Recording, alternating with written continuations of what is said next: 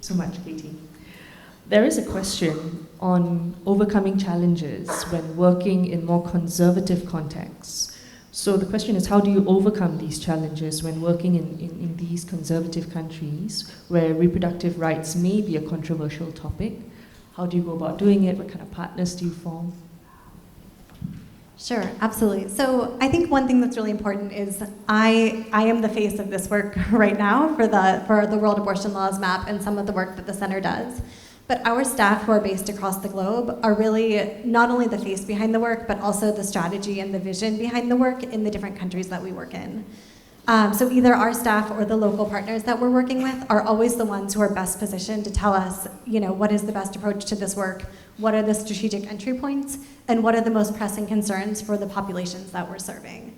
And so I think with that in mind, it helps us to make sure that we're always being conscious and recognizing the political, social, religious, any cultural undertones that we need to be conscious of, and that we are really being led by our partners and the people in the field who are best positioned to know the way forward. And is it women-driven? Yeah, predominantly.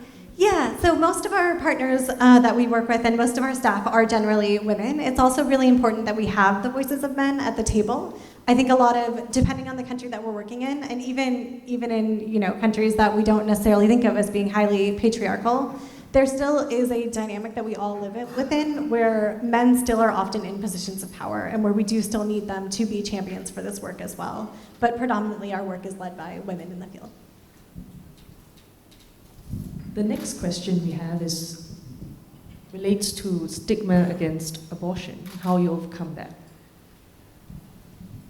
Yeah, so it's hard. I think the stigma surrounding abortion does not just stem from the legal frameworks that we work within, right? These legal frameworks are often a result of the stigma itself, and then in turn work in a cycle that perpetuate and reinforce the stigma. It makes women feel like they can't talk about safe abortion care, and this even happens in places with more liberal abortion laws. It really is so deeply ingrained in many of us that even for me personally, I think about situations where I'm talking to family members and I'm sort of like, oh, am I gonna say that I'm working on a project about abortion or am I not?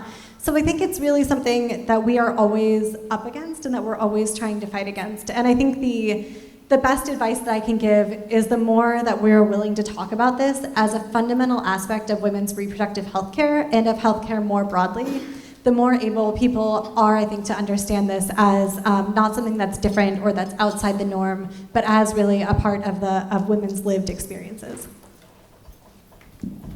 Maybe just 2 more questions. The first is, how do you measure the impact of your work? And the second is, have any lawyers in the red zones been prosecuted or persecuted for their work for your center? If so, how do you persuade others to continue volunteering their services in these areas?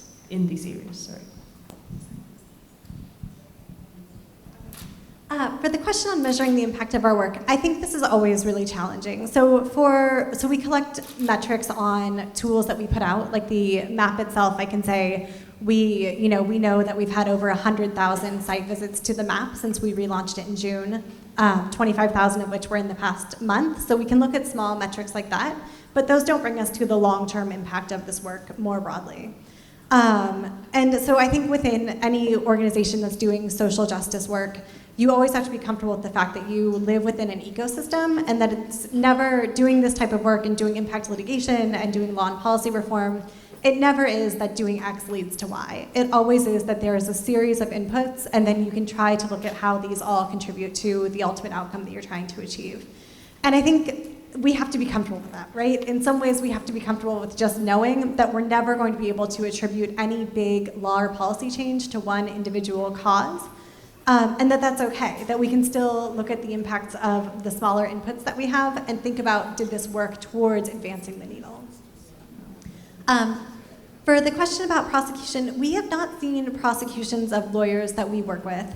Certainly, we see harassment and prosecution of healthcare providers in a lot of the countries that we work in. And this is also something that leads to situations like we see in El Salvador, where healthcare providers become the ones who are reporting women. It's not because they're bad people, but it's because they fear prosecution if they're helping somebody who's had an unsafe abortion and they don't report it. They fear that then they're going to be accused of providing illegal abortion care. So we often see the prosecution of women themselves and of healthcare providers, but I think we've been fortunate in that we haven't seen lawyers themselves being harassed outside of the norm of the general, I think, harassment that human rights defenders face, which I certainly don't mean to minimize, which can be very severe. So I said it was the last two questions, but just a follow-up question to that. How do you, this seems to be quite a popular question as well. How do you get law firms involved? How do you get lawyers involved in the work? And also, just moved up. Sorry, give me a second.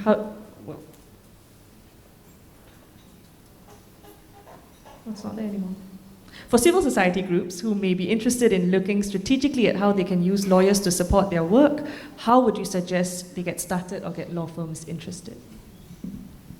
So for us, I think that we meet any, and I say this not just about law firm partners, but any partners that we are working with, we meet people where they're at, right? So we do a lot of work around safe abortion and contraception, but we also do a lot of work around maternal health care, which I think a lot of people are much more comfortable with. And so I would say across the board, for anybody that we're working with, we are willing to meet people at their level of comfortability. And then, we hope that turns into people supporting the full spectrum of reproductive health care.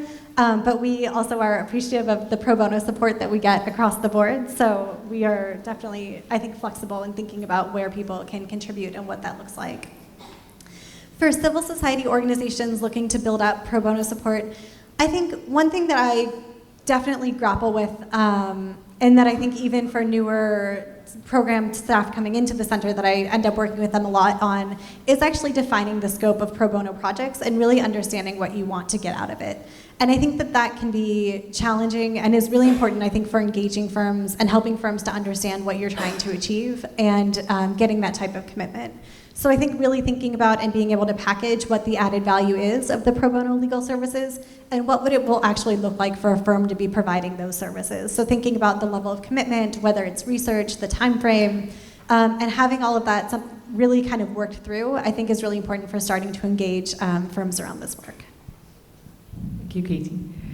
There are a number more questions, but I think we have to move on to Amy and Aiting's presentation, and we can take these questions later once they complete their presentation.